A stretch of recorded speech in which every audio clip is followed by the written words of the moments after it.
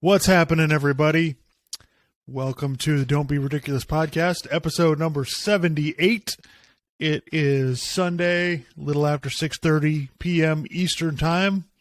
We got the NCAA tournament going on. We still got some NBA basketball. NFL free agency is in high gear, so lots of stuff going on. I got to be honest, just real quick. I have enjoyed the NCAA tournament a little bit. I've been watching kind of here and there. I mean, the talent is so even in college basketball. Anybody can basically beat anybody. So if somebody just it's a basically make or miss. Somebody makes shots in a game, they probably are going to win. So it's just the seeding. We've seen a 16 seed beat a 1 seed. A 2 seed lost to a 15, so we got, and then another 1 seed loss, so we got 2 1 seeds out.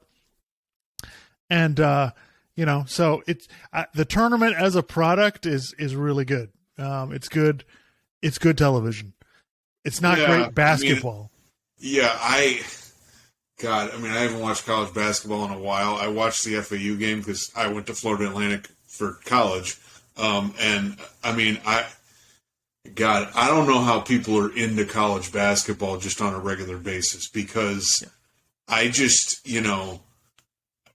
I'm just like, you watch and I just don't see anyone that's like, ooh, look at that guy. I got to watch that guy. And some of that is just the NBA players just aren't there. So it's just kind of, it's just kind of odd. Yeah. Like you're saying, people just make shots and it's like, okay, I guess people can just beat people now, so I guess we shouldn't be surprised that, Princeton just keeps beating people. They got a bunch of nerds and they just, they're hitting threes and they're winning, so I guess you can't really, it's funny because people are like ripping on some teams. They're like, well, Kansas lost to a lower seeded team again. Arkansas. Yeah, right. And, Purdue lost again. It's just like, yeah, but the way the game is now, I don't necessarily know. I guess it's an upset, but it's like, how much of an upset really is it? When you watch, especially when you watched, you watched Purdue lose to Fairleigh Dickinson, and Fairleigh Dickinson was faster. They were quicker. If you watch the game, you're like, oh, this one team is more athletic than the other one. And Purdue's a better team, but it just shows you there's not really a difference in overall talent. The handful. Well, the other thing I wanted to notice, and this is just sort of a odd observation, but I know that college football coaches look kind of nuts and whatever, but are college basketball coaches just seemingly the most unhinged, wacko people you ever? The way they are on the sidelines is just pacing back and forth and just screaming and stuff. It's just it's kind of, that's one of the things that's always kind of turned me off with college basketball, or just maybe not turned me off, but just been something I'm like, these people just look nuts. Granted they have a lot of power, but I don't know. It's just something I noticed. Yeah, I was texting a buddy of mine, and after Fairleigh Dickinson won, they're interviewing the coach, and he's talking 100 miles an hour. I said, do these coaches take Adderall before every game? And then my wife says, no, that's cocaine. That's not Adderall. I'm just, something I'm like, and by the way, I understand that I guess you got to be that locked in, but it's just kind of you just watch it and you're like, who is this unhinged crazy? Oh, that's the coach. Oh, I'm sorry. Yeah, these guys are all crazy intense. It's crazy town. And then you watch the old ones and they just angry old men on the porch. I was watching, Tom Izzo looks like he's about to have a heart attack every time I watch him, and Calipari is constantly flabbergasted at everything that's going on, so it's quite entertaining, but I do think it's funny to watch, when you watch the sports shows this week, people trying to act like they know anything about college basketball, number one. And number two, trying to be, oh no, listen, Arizona, man, they're a dangerous team. Look out. And they lose in the first round. And then everybody got on to Duke because Duke won the conference tournament. And so oh, they're hot, man. They're coming on at the end right here. Duke's out. They lose to Tennessee. They lose to Tennessee yesterday. And it's just and it's not that Tennessee's a great team. It's just No, this is what it is. So I'm dubious. Anybody that says, "Oh, this is the team to pick," because Jay Billis was on Arizona this week on every show. I like Arizona a lot, and of course they lose. Well, so, that's like when Levitard on Levitard's show, when like years past I'd listen and they'd talk about the tournament, and Stu Gatz would just try to act like he knows about any of these teams. Well, their guard play is just off the charts. Don't be surprised if you see him in the Sweet 16. Like, he had that whole bit. And it's just like, well, I did at halftime of the FAU game that I was watching Friday night. I was like, thank God they don't have Kenny Smith and Charles Barkley on there, because at least they have guys. I'm like, I think they probably watch college basketball. But like Charles Barkley and Kenny Smith, I'm like, you guys have no idea you're just faking your way through this. This is like me on an exam in high school that I didn't study for. I'm just like, all right, it's probably this one here. Because, Yeah, but that's the point of Kenny Smith and Charles, is that they don't quite understand. Kenny Smith was like flabbergasted the other day. He was kind of like, they have 30 seconds to get a good shot off. What is with all the bad shots? And I'm like, Kenny, obviously you haven't watched college basketball. Like, I don't know what to tell you, man. Like, that's kind of the how it works. And I'm just like, I know I'm coming late to the party, and I'm not qualified trying to say I know anything. I don't know anything. But when I watch these games, I'm just like, guys, get up the court, push the ball. Some of these teams play as if this is the 1990s NBA. They walking the ball up the court to set things up. I'm like, no. Your best shot is to get up the court quickly, push the pace, and then try to get open shots. Have you watched the NBA at all? Like, yeah. That's what you need to do. I don't understand why they don't do that. And so it turns these games, some of these games, like if teams aren't making shots, it becomes really dysfunctional. So, but that being said, the tournament always delivers. Like, I gotta give credit. I don't know what college basketball would do without the tournament. Like, you and I are like, oh, and this is something I wanted to address that everyone's brought up this week, which is complete nonsense. So, after Selection Sunday, right? Everybody's mad because the 68 teams got in, but Clemson and whoever didn't get in, so they're mad. And so they have Jay Billis on Dan Patrick's show on Monday, and he's like, no, yeah, Dan Patrick's like, I don't want to hear it. Like, if you didn't get in, there's 68 teams to get in. If you didn't get in, I don't want to hear it. Like, you had every opportunity that there is to get in the tournament, for God's sakes. We give you an automatic qualifier to every conference. Like, if you can't get in, it's your own fault. And Jay Billis is like, well, what about this? And what about that? About this team and that team.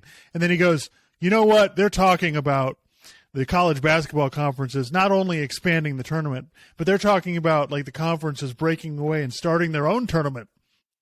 Because they're tired of the NCAA deciding, who gets into the tournament and who doesn't, and blah, blah, blah.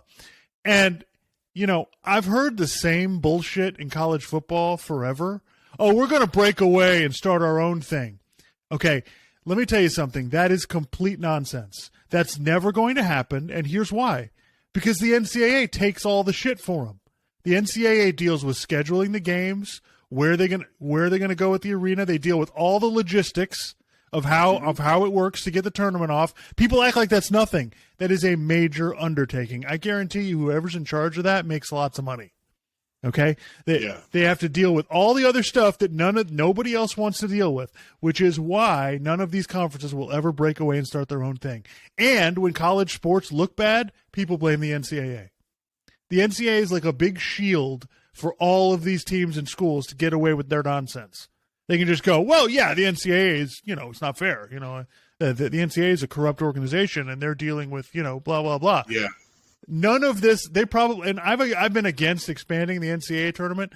At this point, why not? Go ahead. Like, it doesn't bother me. You guys want more money? Go for it. I may not watch, but I don't care. Like, go have fun.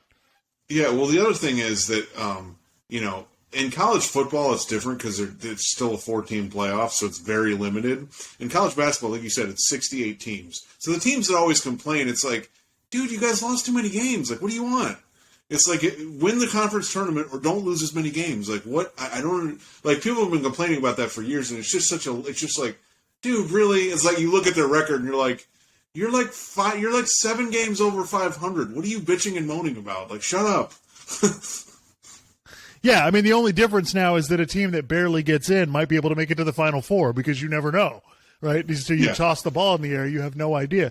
But this idea that I'm so tired of hearing these nonsense arguments from people who act like, no, we're gonna go do our own thing, and we're tired of this and whatever. And it's like, yeah, nobody's tired of it. Nobody's left.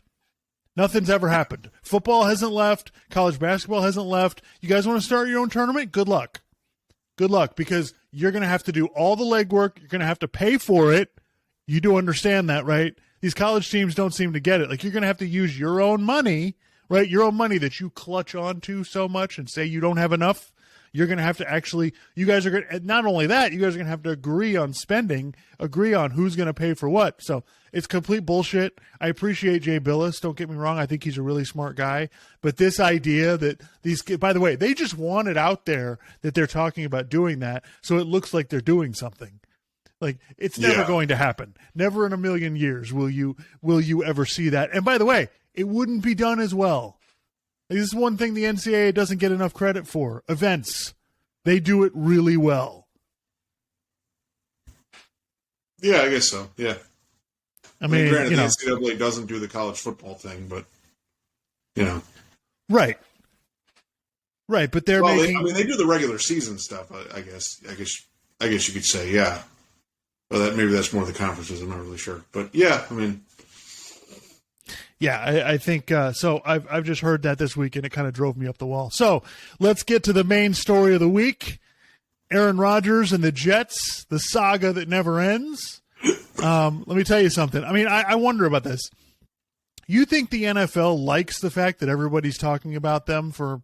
It's going to be. I mean, this could go on for a while. That everyone's talking about the NFL for weeks and weeks on end. Yeah, this is the point. I mean, this is how they set things up. That I mean, why do you think they have their own network? I mean, Yeah. So Aaron Rodgers comes out on Pat McAfee's show, which we all knew that was going to happen. He's going to announce whatever he's going to announce, and he basically says that his intention is to play for the Jets. And the Packers are talking, like you hear the president of the team talk in past tense about Aaron Rodgers. So one would assume, or it'd be easy to assume, that the Packers have no problem getting rid of Aaron, but the Jets and the Packers can't seem to come to some sort of deal. And, I find it, at first I was kind of like, oh, Aaron's doing his nonsense thing, blah, blah, blah. And this was really fascinating. Aaron comes out of the darkness retreat, right? He says that he was 90% that he was going to retire, came out of the darkness retreat, and is surprised that the Packers want to move on. You're surprised. Really? Like, after all you've put this team through, oh, I'm going to retire, oh, I might not, oh, I don't know, all of this stuff you've been doing, and you're surprised the Packers are like, all right, man, enough. Like, we've had it. Like, let's just move on. So I couldn't believe that Aaron has I guess I can believe it, because Aaron Rodgers will just say whatever. I'm just surprised at the gall of this guy to be surprised that the Packers want to get rid of him. Your thoughts? Yeah, I mean, yeah, to an extent you're right. It's like, why would you be surprised? But I mean, at the same time, I'm really not, because I feel like this is the way athletes are. They're so into their own, thinking that their shit doesn't stink, that they're just like, what? You're trading me. You're getting rid of me. What do you mean? Like, and I just feel like that happens across sports with professional athletes. So I guess in a way, I'm not really surprised that he thinks that. I will say one of the things that I've noticed that I think is interesting is it feels like now what happens is, instead of, and granted this has been going on for a while, but instead of an athlete announcing something on traditional media, a lot of times they're going on, Pat McAfee, or they're going on some other podcast or something, or they're doing something on Instagram, and the traditional media has to react to that, which I just find kind of funny, because the media just, obviously they want to get scoops and all this other stuff. But at the end of the day, they just tend to be reacting to what's going on. They can't really get in the know with stuff. They have to kind of wait. Oh, well, this guy's going to, which I do like the fact that athletes have it's a power grab. They've kind of taken control of that and been like, yeah, we don't need to work on your schedule. We can work on our own schedule. Yeah, I mean, like we were talking about this week, like maybe this goes on a while, because I mean, is there really any rush to get this done? I mean, I guess you could say maybe try to do it before the draft so you have the picks, but that would be the only thing that I could think would like expedite things. Yeah, I agree. I think that's the only thing right now that would make the Jets want to get this done. I mean, first of all, as a Dolphins fan, we love that the Jets are being toyed around with. Like, the fact that he's doing this to the Jets it's so enjoyable to me because the Jets are desperate. They've been a mess of a franchise pretty much our entire lives and longer. So, it's fantastic that he's just sticking it to the Jets. I mean, I know Aaron Rodgers is not trying to stick it to the Jets. Aaron Rodgers is probably trying to stick it to Green Bay. But the fact that the Jets are being, are being put through the ringer here is just fantastic. I think this is going to go on a while because look, like everyone came out, like it was so funny. Like, oh, you listen to anybody who talks from New York, right? Any New York media, they're all like, oh, the Jets have the leverage here because the Packers have to get rid of him. Like, absolutely. The Jets have all the leverage here. And it's just like, when you think about it, it's like, no, actually, wait a minute. The Packers, like, they already have a backup plan. Like, they're ready to go with Jordan Love. They're good. So yes, will it help them on their cap somewhat this year, but it's not a game breaker. Like, they have all of their team basically set up. So it's not as if, they necessarily have to do anything. Like, they can kind of hold up the Jets for ransom a little bit if they want. Yeah. So, yeah. Well, and the other thing I wanted to point out was some Jets fans like Jason McIntyre. First of all, Jason McIntyre, there's very few times I agree with him. He's great at sports talk radio because he'll do kind of what Skip Bayless does. Well, he'll just go to the most extreme take you can think of, And I love the idea that, like, for some Jets fans, well, I want Lamar Jackson instead. Oh, you think that's an option? Okay. Like, you're just going to propose a deal and then the Ravens aren't going to match it? You really think, like, and from what I've heard, some of the people in the Jets organization are connected to the Ravens. So maybe they have a better sense of, well, could we propose a deal that they wouldn't match? So the idea that it's just and by the way, for all you people who are upset about, I don't want to give up one first-round pick, well, you got to give up 2 for Lamar Jackson. So the idea that, and we talked about this a little bit, it's like the idea that some Jets fans think this is a buffet, right? Like, there's a quarterback buffet, and you can just get your tray out, and you can just roll up, and you can be like, what do I want? You know what? I want this. No, that's not how this works. Basically, Aaron Rodgers was the only thing there. Now, I know Derek Carr met with the Jets, but he also met with the Saints and the Panthers, and he had a connection to the Saints. Okay, and that's where he ended up going. That wasn't really an option. And then, once free agency started, what happened? The Raiders signed Jimmy Garoppolo. You don't think they had already worked that out? So, and then the Lamar Jackson thing, people need to understand this, and I know sometimes this is hard for people to get. I don't think the Ravens want to get rid of him. Okay? They just didn't want to pay him the exact contract that he wants. They don't want to get rid of him. Okay? They put out the franchise tag. They want to keep him there. Okay? They just can't figure out a contract yet. Okay? So, and people are thinking, oh, well, someone's going to come out with something. You don't think they're going to match? I mean, first of all, what are you going to put out there that they wouldn't match? You're going to pay him $60 million a year? Like, I don't think people are going to do that, given the fact that he's been hurt the last 2 years. Well, and remember, Baltimore, like, people don't understand this. That, like, well, Baltimore's screwing Lamar Jackson. No, Baltimore's in the driver's seat, folks. Okay? Yeah. The reason that you do this is because if a team wants to get Lamar, basically you're going to do you're going to do the Ravens' job for them, right? You're going to write the contract. Yeah. Right? So now the Ravens don't have to worry about it. You've already written the contract. Okay? If Lamar accepts it, then the Ravens can just go, yeah, we'll keep him. And not only that, you have to make an offer and then sit for 5 days. You have to sit there with your cap space occupied without being able to do anything else for 5 days and be at the mercy of whatever Baltimore wants to do. So you're totally right about the buffet thing. So, and to that point, so Mike Francesa, formerly from Mike and the Mad Dog, he's on Dan Patrick this week, okay? And he's just, first of all, and listen, this is not Mike Francesa. Like, he's emblematic of New York, media, New York talk radio, that kind of stuff. Okay, because it's totally perfect. First of all, he's like, you know what? It was the day that free agency started, Wednesday. He's like, you know what? If Aaron Rodgers doesn't announce something today, then you know what? He can get lost. We're not interested. Get out of here with that. Like, I'm tired of his nonsense. He goes, but if you get him, and they should not give up a first round pick. This is absolutely ridiculous. No, they got completely taken in the deal. If they give up a first-round pick, they have no choice. They have to get rid of him. Why would you do that? And then Dan Patrick asks him, so, Mike, where are you? Where do you think the Jets are? If they win if they make this deal for Aaron Rodgers, the Jets are fantastic. The defense is awesome. He's like, well, all right, so Buffalo, are you as good as Buffalo? Oh, we're right there with Buffalo. How about Miami? Oh, we're better than Miami. Where are you in the AFC? We're second to the Chiefs in the AFC. So let me get this straight. Like, you're driving a hard bargain, but yet this trade will make you a serious contender to win the Super Bowl in your mind. But you're like, we can't give up a first round pick. What are you talking about?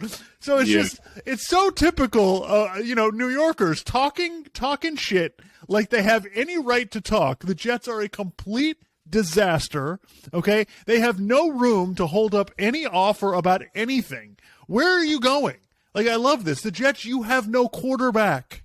Okay? Yeah. And what you talked about with the buffet was absolutely perfect. I just want to point out to Jets fans, you weren't getting Garoppolo. That deal was already worked out months ago.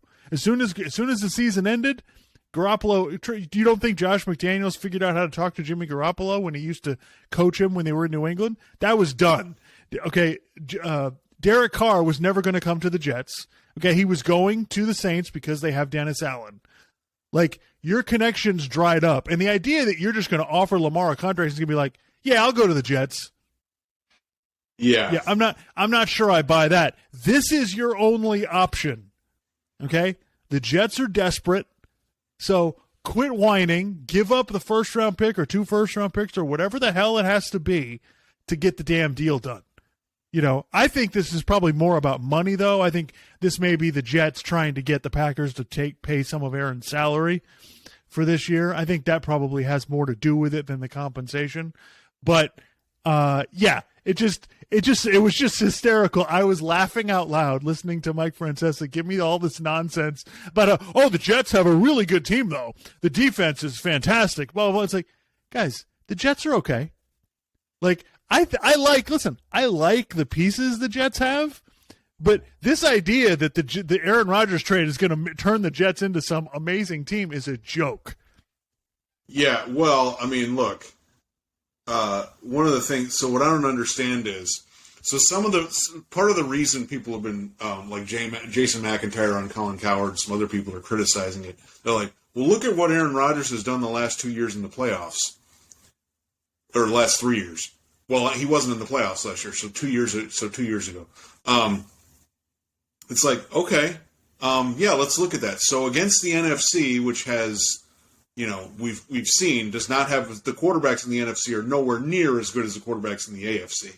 Okay, so so you think the Jets are going to be really awesome with Aaron Rodgers playing in the playoffs in the AFC against Patrick Mahomes and Joe Burrow and Josh Allen and Justin Herbert and potentially Trevor Lawrence. Like, okay, so he's just going to play really well against them. So the idea that the Jets are going to be this world-beating team, like, come on. You should still go after it because what are your other options? And also Robert Saleh and the GM have to win now. They need to make the playoffs. So you need to do this, and there really isn't another option. You're going to start. Well, you can't start Mike White because he's on the Dolphins now. You're going to go into the season with Zach Wilson. I just think it's total New York hubris. They're like, no, hold on, we're not giving up that for Aaron Rodgers. Like, are you kidding me? He's 39. Why would we do that? And it's like, he's the best. By the way, Aaron Rodgers, and they're like, Aaron Rodgers sucked last year. Aaron Rodgers' season last year was the best season by any Jets quarterback ever. like, I'm sorry. That's because the Jets have been fucking pathetic for I don't know how long. So I cannot believe it's amazing. They think they have the right to actually hold up things because whoa, wait a minute. Listen. Well, we're not going to be snowed over here. It's like, okay, good luck with no quarterback. You're going to be back to starting Zach Wilson again.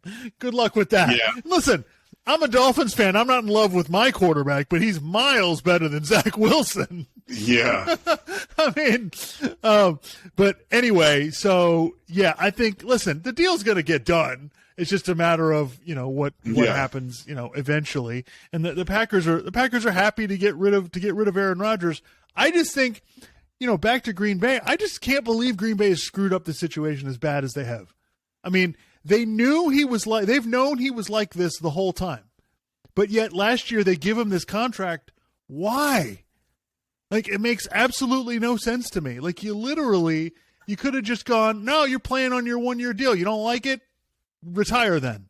Which is basically what they're saying now. They're basically saying you're going to, you can go, we'll work out a trade with the Jets. If we can't, you can retire if you want, So, but you made a good point about the quarterback buffet. So I wanted to talk about something. So as far as NFL free agency started, and immediately the Raiders get Jimmy Garoppolo. They just cut Derek Carr. They're like, forget this.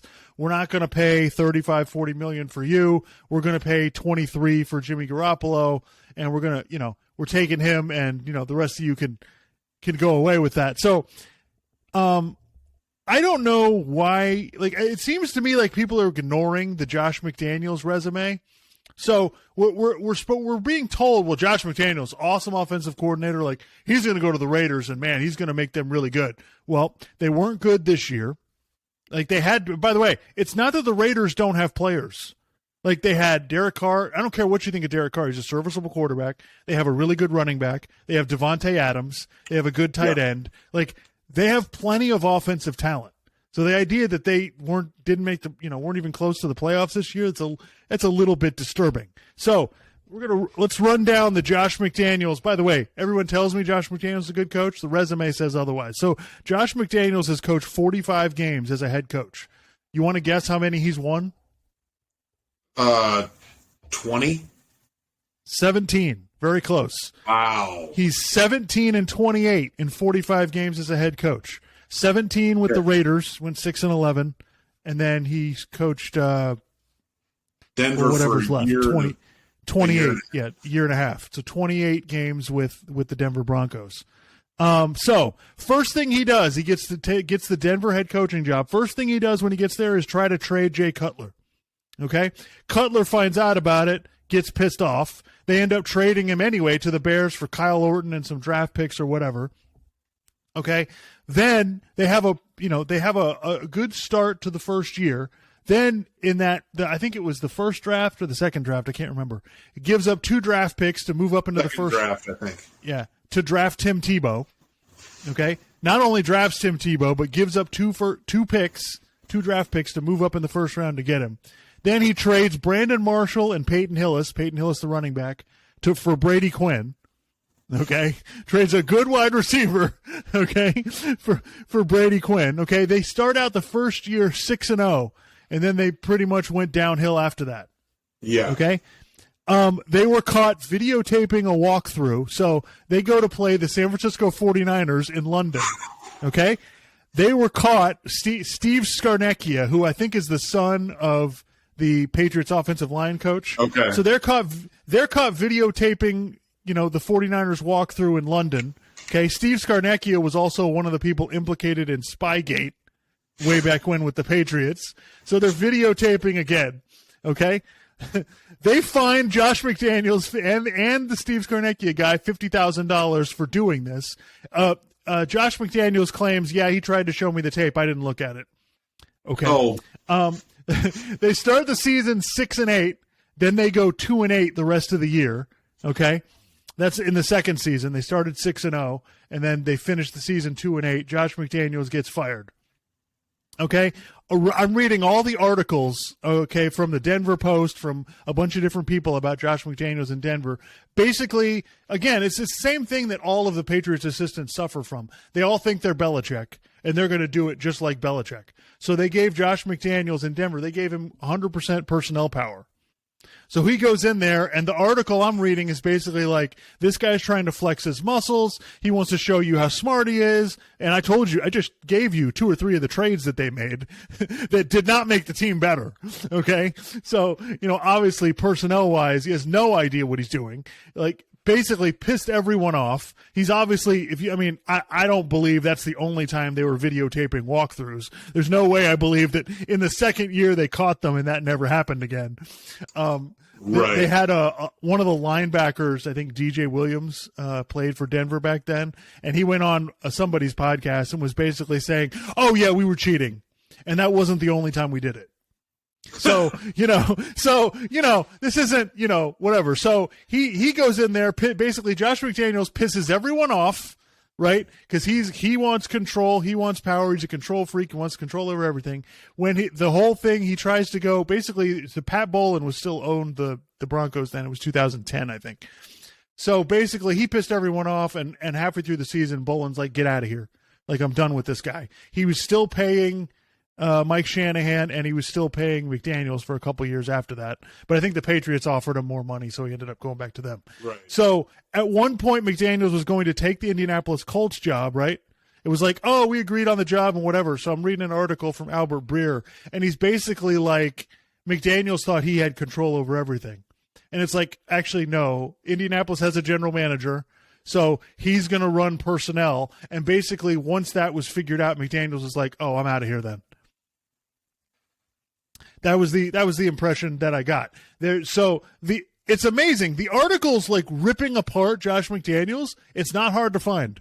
There's a whole list of them. Just Google it. It's real easy. Bleacher Report, Deadspin. Everybody's ripping this guy a new one. So then he goes. So then he goes to the Raiders, right? He's like, oh, I'll make this work. Whatever. Figures out real quick. All right. You know what? I don't like this Derek Carr guy. I'm bringing in my own guy, right? Which is exactly what he did in Denver. So he's gotten rid of Derek Carr. He's bringing in Jimmy G.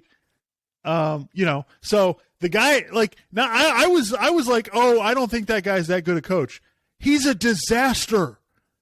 Like, this was, like, I went into this, Clark, thinking, oh, this guy's probably, he's not really that good, but this isn't going to be whatever. I completely forgot about the videotaping thing. I didn't know about all of this other stuff. This guy's this guy's trash. Like, this is going to be bad. Like, it reminded me, like, in reading it, it reminded me of Brian Flores a lot. It did. Although I feel like Brian Flores schematically is a better, I just think he's a better coach than McDaniels is. But same thing with Flores. Like, basically was pissed everyone off, decided he was going to do everything his way, brought in all his own guys. By the way, one of the running backs coach, Scott Studsville or whatever, was one of the offensive coordinators from Miami when Flores was there. So these Belichick guys, they don't know what the hell they're doing. They think they can just wave a magic wand. And the Raiders, by the way, they've given McDaniels personnel power too. This isn't like, oh, he's got a GM to deal with. No, he's going to do stupid shit. Like, they traded Darren Waller, right? And they probably weren't going to keep him anyway because they weren't going to pay him. So I get that. But I wouldn't be surprised if, he dumps some other good players to trade him for nonsense, like trading Jay Cutler for Kyle Orton, or grabbing Tim Tebow, or trading Brandon Marshall. So yeah, this is what a damn mess. I feel bad for the Raiders because I feel like this is just going to go badly. There's no way this ends up good.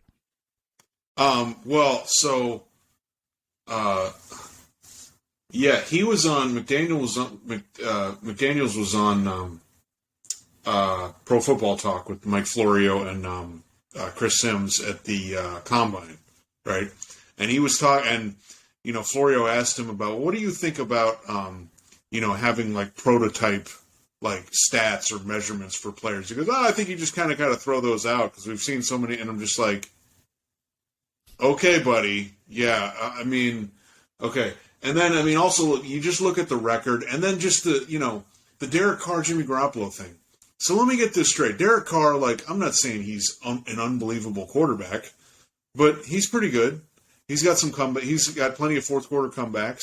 He doesn't really. He got injured. He's been injured a couple times, but I mean, nothing crazy. He doesn't have some extensive injury history.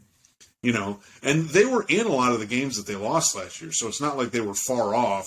Sometimes they would play well, and then they just kind of things flamed out. So, variety of things could have gone wrong. And then, if you read about it, apparently something happened in the locker room where he was just, screaming like crazy at Derek Carr just in front of all the other players. Just like embarrassing the guy. So I don't understand why you get rid of Derek Carr and then you bring in like Jimmy Garoppolo. I mean, how injured does this guy have to be? Look, he's had some success, but I mean, dude, he gets hurt like every year. Okay, at this point, he's like Kevin Durant. Except the NFL season is much shorter. Well, he's not as good as Kevin Durant is at football the way Kevin Durant is at basketball, but. And he's talent-wise and about their ability level and what their accomplishments are. I mean, I know Garoppolo went a little farther in the playoffs, but that's because the roster in San Francisco was so good. I mean, him and Derek Carr are about the same. It's just Jimmy Garoppolo, he's hardly available. Right. So, and it's like, oh, we can pay Jimmy Garoppolo a little bit less. Okay, fine, but I mean, so and he's. You're gonna move on. You think this is gonna go better? Like, he's drinking his own Kool-Aid. He thinks that he's awesome, and he's not. There's no evidence to suggest that he is. And by the way, on the cheating thing, okay, I do want to point this out to some people. Okay, I'm not necessarily a person who's going to focus a ton on the Patriots and their cheating. Like when I talk about them or when I talk about Brady or Belichick. But it belongs in like the first or second paragraph when you start discussing it. Okay? And so, I'm drifting off a little off topic here, but I mean, I'll just keep it on McDaniels for a second. I mean, the fact that the thing went on in New England and then he goes somewhere else and does the same thing. I mean, with the same guys. That indicates to me like maybe we don't know the full scope of what was going on in New England. I'm not saying that's the only reason they won a bunch of those games. But it is concerning. And by the way, for people who love Tom Brady, like Colin Cowherd and some other people, like the other day he said, he was comparing what he thinks Aaron Rodgers' legacy is going to be to Tom Brady's, and he's like, Tom Brady, it's clean. He won all those Super Bowls and whatever. And I'm like. I don't necessarily know that. I think with him and with the Patriots, it's kind of going to be, I mean, especially with not just the Deflategate thing, but it's kind of like, what else was going on there? And maybe some of it he wasn't necessarily involved in, but it does kind of taint you a little bit. So to act like he's perfectly fine, that there's no blemishes at all, and Aaron Rodgers is blah, blah, blah, whatever. It would be one thing if, we found out about it in 2007 and then we moved on. They've gotten caught numerous times after that. Yeah. It's not like, this went away 15 years ago. And you see that other coaches that come from them are doing it too. So, yeah it's you make a very good point. But back to the Raiders for a second. So, this move going from Derek Carr to Jimmy Garoppolo is a I'm smarter than everybody else move. Yes. That's exactly what it is. He's like, no, I can do this and I can do it cheaper. That's what he's basically decided. The Raiders made the playoffs in 2021 with an interim special teams coach as the head coach. Yeah. I mean, They sorry. beat the Chiefs that year too, by the way. Josh McDaniels has no track record for being good at head coaching. Derek Carr does. Derek Carr does have a good track record. Like, he's been a good player. So what's more reasonable? Derek Carr suddenly is washed, or Josh McDaniels has always sucked as a head coach? I'm okay, and I don't wish harm on anybody. Jimmy Garoppolo, I hope you don't get hurt this year, but I'm just saying the odds are kind of against you given past history. But I'm going to laugh my ass off when the Saints win the division and the Raiders finish the year, 6-11. Okay, I'm going to laugh my ass off, and they're playing the last month of the season with I don't even know who their backup is. It doesn't matter. You're never going to have heard of the guy. And McDaniels is going to be like, oh, this guy's going to be really good. And it's just, No, because I think the Patriots guys, they fall into this trap. And by the way, Belichick is now doing the same. Well, for the most part, he's doing the same thing. We have our guys. I want to do this with my guys. These are the guys I like, and that's it. And Belichick for years was able to get away with, all right, I can get these guys from other teams, the other teams give away, and I can find a role for them and whatever. It's like, that's great, but those guys aren't superstars. Those guys don't make it all work. And the fact that Belichick had Brady there the whole time probably covered up a lot of Belichick's weaknesses, like drafting. Yeah. So, well, and the other thing is, like, when you look at the compare like the Andy Reid or Kyle Shanahan coaching tree to the Belichick coaching tree, right? Andy Reid, Doug Peterson goes to Philadelphia, wins the Super Bowl. He goes to Jacksonville last year. I mean, the things didn't work out in Philadelphia. Carson Wentz didn't, I'm not going to necessarily blame Doug Peterson for that. He goes to Jacksonville. They make the playoffs. Okay. Who's the other guy? The guy that coached for the Bears. Matt Nagy. Yeah. He makes the playoffs with Mitch Trubisky. Okay. And I'm trying to think about, there's some other coaches on there, right? Sirianni. Yes. He went to the Eagles. They went to the Super Bowl. They almost won the damn game. Okay. And then Shanahan, you got Sean McVay, won the Super Bowl, appeared in another Super Bowl. Zach Taylor appeared in the Super Bowl. They made the AFC Championship game last year. LaFleur was there, right? Yeah. And he made the playoffs a bunch of times. He made the NFC Championship games. Great. So it's just, you compare that. I mean, Belichick, it's not just that the guys have been bad. Okay. Romeo Crennel was a disaster as a head coach. Matt Patricia, the Lions were good for like 2 or 3 years with Jim Caldwell. They fired him, they bring in Matt Patricia, and they just proceeded to continue to get worse. Okay? I'm trying to think of by the way, Dan Campbell, we all think Dan Campbell's a meathead. He's way better than any of Belichick's coaches. He's way better. Yeah, no, you're 100% right. This is I just feel like we've been glossing over this, and I feel like because it's the Raiders and they're dysfunctional as hell, they'll let this go on. So it just shows you that, and that videotaping thing, it wasn't like, oh, we're firing McDaniels because of that. That was like the last straw. Like, he had done so much other crap that they were tired of, and basically bossing everybody around. Everybody was sick of him. They all wanted him the hell out of there. So I'm really fascinated to see how this season goes for the Raiders and the Patriots. Well, and I'll just say this, okay? And there's going to be people, maybe I'll be one of them, I don't know. In 6 or 7 years, if Andy Reid is still coaching, and him and Mahomes can win a few more Super Bowls, 2 or 3 more Super Bowls, and he gets over like 300 career wins, he's already at like 250 or 230 or something like that. And then you take into account the coaching tree. And there's no cheating allegations around Andy Reid when he was in Philadelphia or the Chiefs. Nothing. And Andy won with multiple quarterbacks. Yes. Donovan McNabb, Alex Smith. Yup. Yeah. So I'm just saying, 7-8 years from now, people may not only be arguing about is Mahomes the GOAT and not Brady, but is Andy Reid the best coach ever and not Belichick because of the cheating and because of the coaching tree stuff. Yeah. So anyway, I don't want to beat a dead horse, but yeah, I was shocked. I started reading up on this. I'm like, I'm not sure McDaniel's a good coach. And I just like the videotaping thing. I was just like, oh, there it is.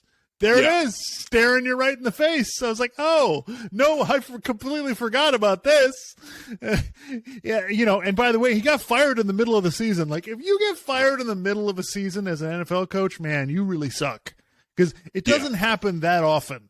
Like, you're just, it has to be like a John Gruden situation or, some other nonsense going on where it's just they have to get rid of you. Anyway, so I wanted to, anything on the Dolphins free agency that you wanted to talk about? I would like them to get some more offensive linemen. They need to keep working on the offensive line. We'll see. Maybe they're going to draft some people. I don't know. But yeah, they signed some. I did see something on Facebook where people were like, oh, look at this potential, look at this idea I had about trading Derrick Henry to the Dolphins. I'm like, I don't want Derrick Henry. Stop. Well, and then again, to your point, the Dolphins don't have the offensive line for Derrick Henry anyway. So what are we talking about here? Yeah, no, they signed some couple of backup offensive linemen. They re-signed the running backs. They got Braxton Berrios from the Jets, so as to be a slot receiver, and that's a good move. Yeah, I mean, I don't. It's hard for me to believe in this. I know everybody's trying to tell me that the Dolphins are really good, and I just don't. The resume, when you break down the resume, right? Just like I did with McDaniels, it doesn't add up. It doesn't add up to the Dolphins being a really good team. I like getting Jalen Ramsey. I think that's it's good. They in order for Fangio to do run the defense he wants to have the two good corners. I think they might trade Xavier Howard. To be honest with you, I think that's probably I think if they could get a second round pick for Xavier Howard, I think they're going to do it. Because they gave up a third for Ramsey. I think if they could get a second back for Xavier Howard, I think that's a good transaction move for them. So, yeah, I thought Colin Cowherd was right on with his predictions for the AFC the other day when he had the Dolphins and the Jets missing the playoffs. I think the Dolphins are going to take a step back this year. I think they caught some breaks last year. The only thing I will say though, if I was going to be glass half full guy, I would say, what if the defense is really good? What if the defense is top 15 in the league? Yeah. Top 12, top 15 in the league is really good, and then they're able to balance that with their offense where now they don't have to throw the ball as much. I could see a path to, if you did it this way, but I don't trust Mike McDaniel to actually do that. I don't trust him to, all right, we're going to run the ball, we're going to protect the quarterback, and we're going to protect the defense. I don't. There's to me, you and I agree on this. It's an obvious path. Protect your quarterback. Tua should throw it about 25, maybe 30 times a game, and stick to that, and that's your formula for winning. But he doesn't do that. Every time he has an opportunity to do it that way, he doesn't do it. So, I get it, but I don't know. I don't know if the team is better. We'll see. If Fangio's really good on defense, then I'm probably going to be wrong. Well, and they're probably going to be pretty good. Yeah, let me just say this, Dolphins fans. Okay, there's a reason only certain teams make the playoffs year in and year out. A lot of it's the quarterback. I mean, there's obviously a variety of different things, but I mean, to just think that now, we're a team that makes the playoffs every year. No, I don't really buy that. And the other thing is, it's I like their roster. The roster's fine. I mean, if they had Aaron Rodgers on that roster or they had Tom Brady or something, you could be like, you know what? Maybe they're a contender.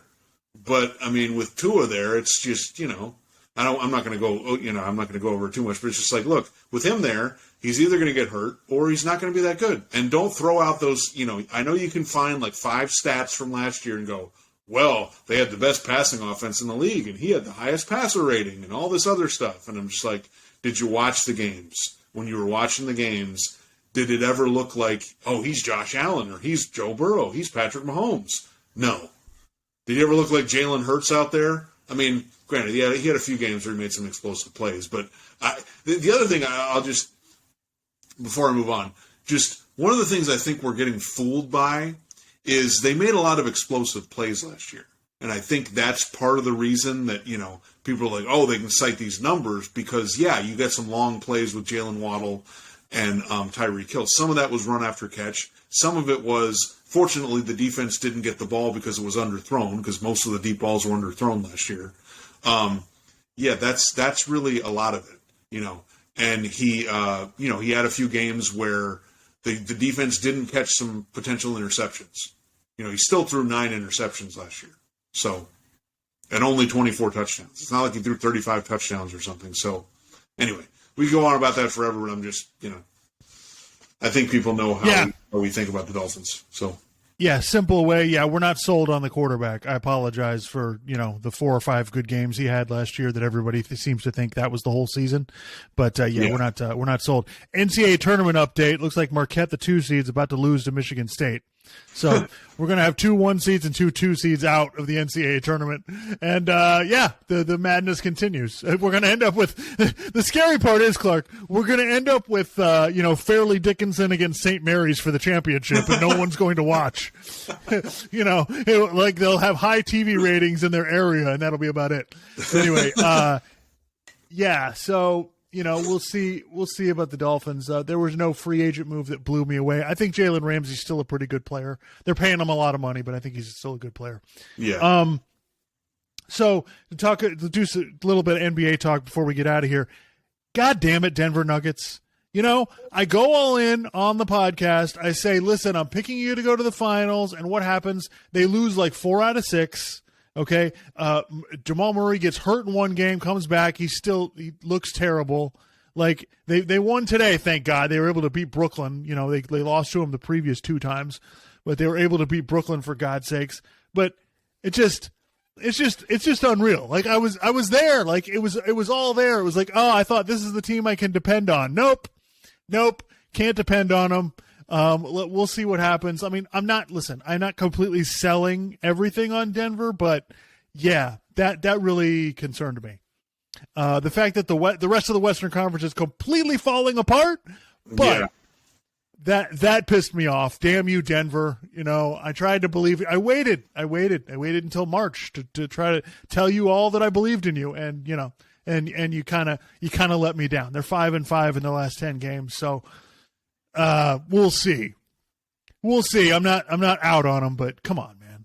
Yeah. Well, I just find it really funny that I think Colin Cowherd is finally reality is smacking him in the face about the Warriors. It's just he's going to do the whole, well, they're not going to get Andrew Wiggins back. So that means it doesn't matter if you don't get Andrew Wiggins back. You're not winning anyway. If you did get him back, you're not winning anyway. But I do find it funny that Nick Wright was saying, well, the Lakers are going to get out of the play-in. They're going to get to the 6th seed. Yeah, they're the 11th seed right now. They're not even in the play-in tournament right now. So now, granted, all those teams are clustered together, but just the idea that the Lakers are dangerous, dude. The past 10 games for them have been a pretty easy part of their schedule, and they're beating some bad teams, and then they're still losing games. They're 5-5, by the way. They're also 5-5 in the last 10 games. Yeah. I think going to jump all these teams, and it's just it's great. Everything's lining up. No, it's not. I will say though, I do think the Lakers are going to make the playoffs. Well, when I say make the playoffs, I think they're going to get into the top 10 because Anthony Edwards just completely screwed up his ankle. So that basically tanks Minnesota because Towns is still out. The Pelicans they're in free fall. Like, they're a complete disaster right now. Zion, I have no idea. I don't even think he's going to play, the rest of the season. So they're a problem. But again, the Utah Jazz are not dead. Every time you think, they were trying to lose. Like, what the hell? Right. I think they were, but the West is so bad that they're just winning games. They beat the Celtics last night. Like, it's. So I think they're going to get into the top. The Lakers are going to get into the top 10. They may even be able to pass the Warriors, depending on how things go. Yeah. But I did. Yeah. But the Warrior. Yeah. It's a complete crap excuse that, oh, well, if we had Wiggins, we'd be awesome. Like, guys, I don't know how many times we have to say this. After 40 games, the Warriors were 20-20. After 60 games, they were 30-30. They're 36-36 right now. Like, it's who you are. Like, this isn't, oh my God, they're going to do this or do that. No, they had everybody healthy to start the season. They still sucked. Yeah. I feel like we're going to get the where Colin was right, where Colin was wrong, because what happened is the Warriors won like 3 or 4 games in a row, and he's like, oh, you guys sold your Warriors stock. I held on to it because this and this and this, and they figured out their bench. No, they didn't. What the hell are you talking about? Oh, they had to figure out the young guys. No, they didn't. Why do you I think the Warriors have made a humongous mistake. I think that they've believed their press clippings and they believe their own bullshit. We're 100 miles ahead of everybody. We know what we're doing. We've got it all figured out. No, you drafted 3 Hall of Famers. That's what you did. Like, all the rest of this crap is nonsense. You drafted Wiseman, didn't work out. None of these young guys are ready to play in the playoffs. None of them.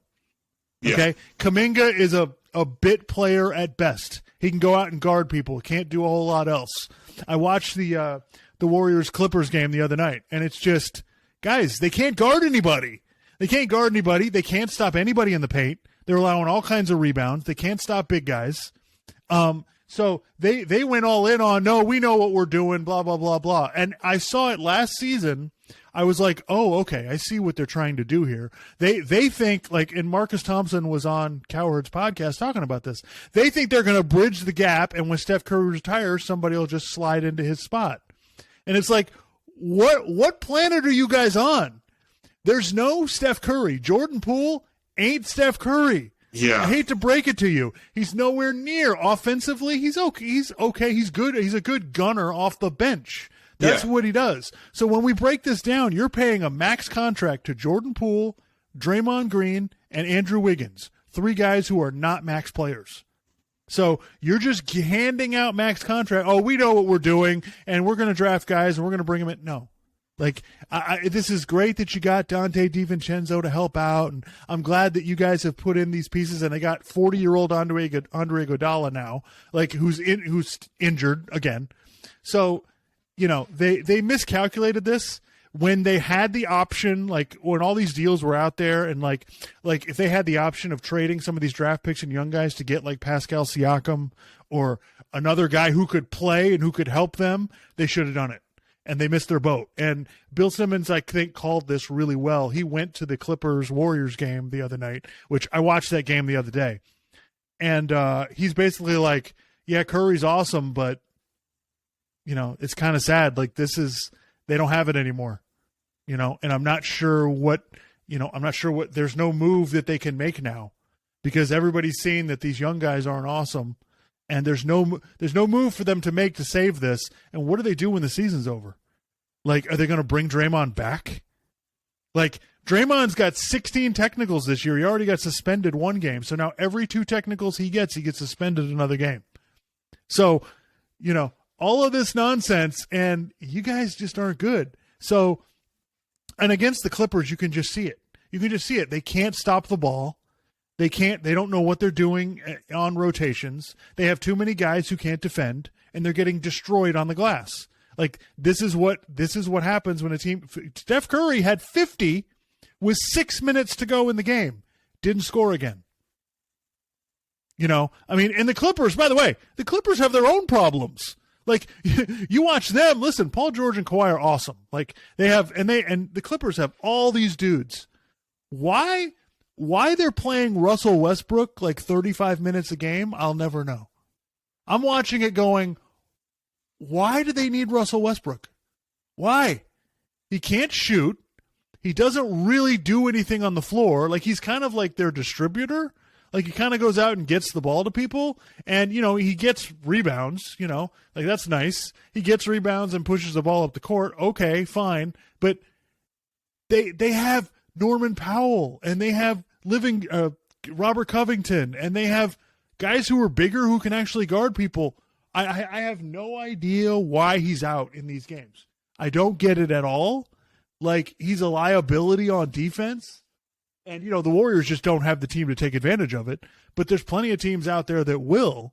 So the Clippers better get him off the floor. That's all I can say. Because I don't understand what he's doing. And I think what's going to happen is they're going to get into the playoffs, and Ty Lue, because of matchups, is just going to sit him down.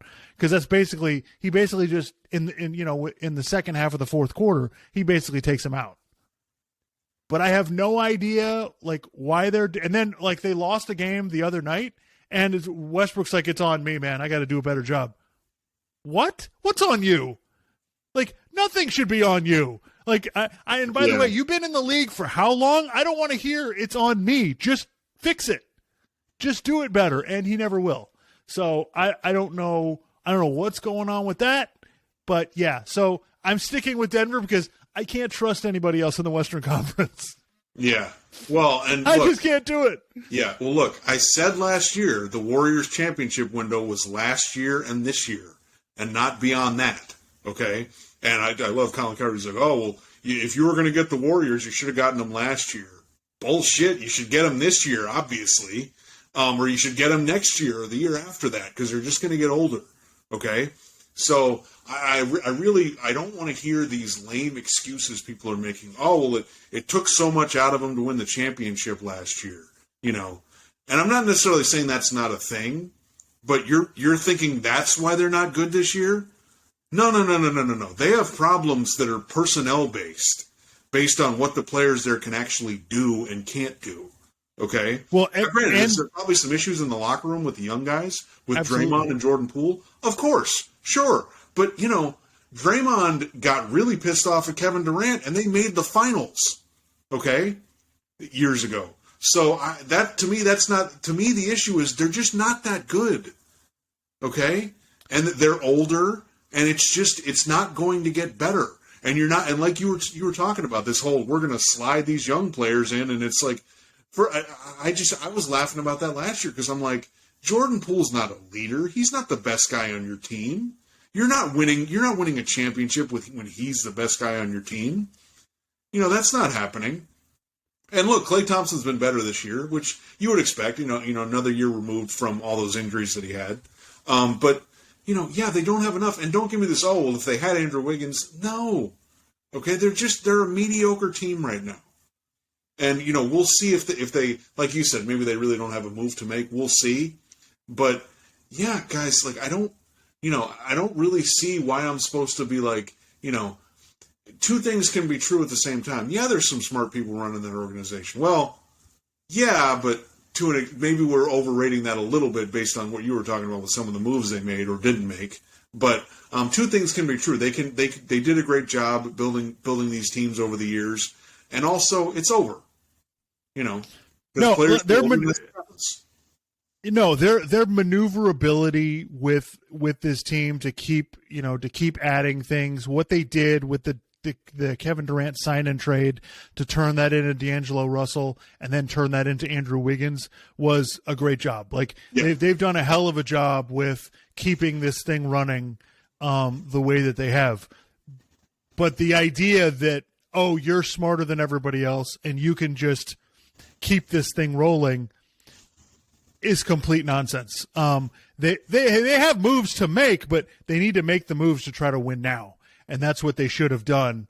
And, it's surprising. Like, I feel like, Bill Simmons made this point. If Steph Curry was more of an asshole, he would have been complaining about this, during the season. It's like, why don't you get me some people that can help me win now instead of these young guys that can't help me do anything right now?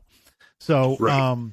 Yeah. But that being said, look, Steph Curry is unbelievable. Yeah. Like if you watch, by the way, the playoffs are going to be super exciting because this Golden State Warriors team, they're not good enough for Steph has to be awesome for them to have a chance. So Steph is going to go out there in these playoffs and he's going to have some games where he lights it up. It is going to be must-see television because that's the only chance they have to win. Like, Steph had 50. They still lost the game by 12 or 8, something like that. So it's a bit disturbing. But other NBA stuff, Philadelphia has pulled even with Boston because Boston has struggled so much lately.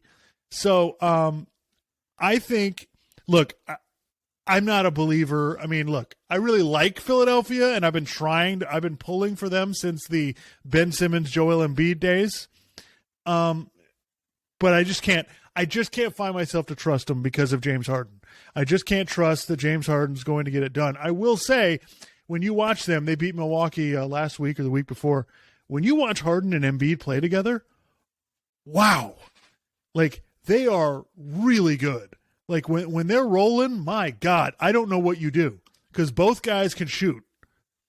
So when they run that pick and roll, I have no idea what you're supposed to do because Embiid just is destroying people. And if James Harden is playing well that game, he's a monster. So it's kind of crazy, the Celtics struggling the way they are, but they've had guys out. And Marcus Smart I think Marcus Smart may be hitting the point where he's not the same guy physically on defense anymore. So, but I think we underrate the fact that the Celtics had the finals basically won. Like, the Celtics were in the driver's seat. They were up 2-1. The Warriors were in deep shit. And, the Celtics just couldn't Steph Curry pulled their ass out of the fire, and the Celtics just couldn't finish it off. But they were right there.